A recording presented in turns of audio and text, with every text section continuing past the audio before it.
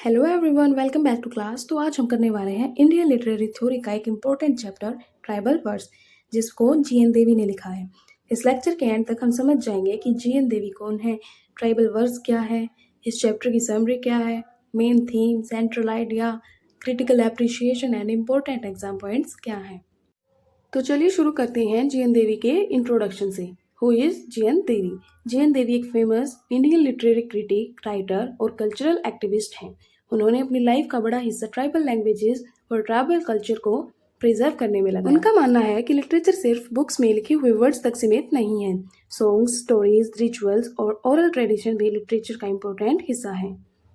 ये tribal verse क्या है? What is tribal verse? Tribal verse का मतलब है ट्राइबल कम्युनिटीज की पोएट्री, जो ज़्यादातर ओरल ट्रेडिशन के थ्रू एक जनरेशन से दूसरी जनरेशन तक पहुंचती है।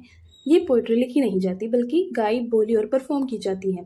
इसीलिए देवी कहते हैं कि ट्राइबल पोएट्री को रिटन लिटरेचर से कम नहीं समझना चाहिए।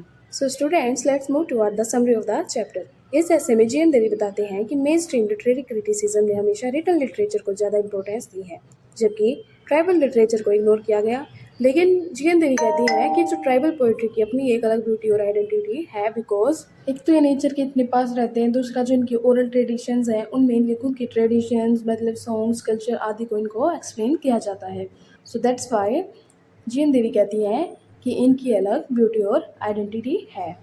ट्राइबल कम्युनिटीज़ का नेचर से बहुत गहरा संबंध होता है, जैसे forest, river, mountains and animals उनके लिए सिर्फ रिसोर्सेज नहीं बल्कि जीवित साथी होते हैं।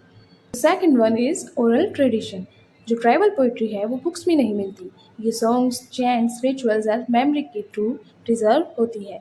हर परफॉर्मेंस के साथ इसमें थोड़ा बदलाव आ सकता है, इसीलिए ये एक लिविंग ट्रेडिशन है। क्या है? Living tradition. The next point is collective creativity. जो मॉडर्न लिटरेचर है उसमें एक ऑथर होता है, लेकिन जो ट्राइबल पोइट्री है उसमें पूरे की पूरी कम्युनिटी होती है। इसका क्रिएटर कोई एक व्यक्ति नहीं बल्कि पूरा समुदाय होता है। Fourth is poetry and daily life. जो ट्राइबल पोइट्री सिर्फ एंटरटेनमेंट नहीं है, ये फार्मिंग, फेस्टिवल्स, मैरिज, वर्शिप और मॉर्निंग का भी हिस्सा होती है। And the fifth is criticism of mainstream literature.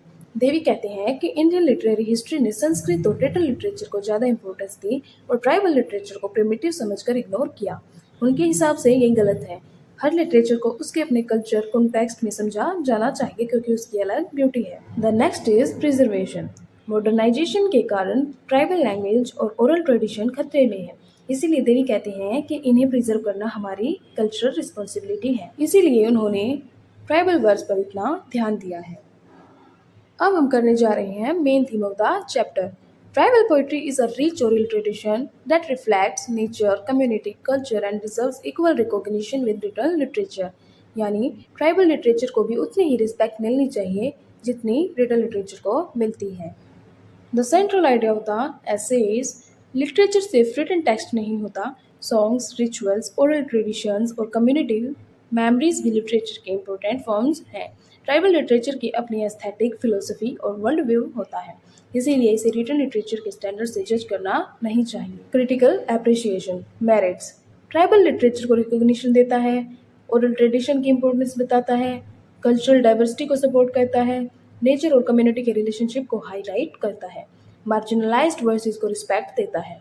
These are the merits of this essay. Now move towards the limitations. Limitations क्या हैं इस essay के? कुछ क्रिटिक्स कहते हैं कि ऐसे ट्राइबल कल्चर की स्ट्रेंथ्स पर ज़्यादा फोकस करता है और मॉडर्न चैलेंजेस की कम्प्लेक्सिटी को कम डिस्कस करता है। सो द कंक्लूजन इज, इस चैप्टर का सबसे इम्पोर्टेंट मैसेज ये है कि लिटरेचर सिर्फ लिखी हुई बुक्स तक सीमित नहीं है। ओरल ट्रेडिशन, सॉन्ग्स और कम्युनिटी मेमोरीज भी एक रिच और ऑथेंटिक लिटरेरी हेरिटेज है। ट्राइबल लिटरेचर को समझना और प्रिजर्व करना हमारी कल्चरल रिस्पॉन्सिबिलिटी बनती है। सो स्टूडेंट्स, ये था हमारा चैप्टर ट्राइबल वर्ड्स, और होपफुली आप लोगों को समझ आया होगा। अगर नहीं भी आया है तो अपनी क्वेरीज कमेंट्स में लिख देना।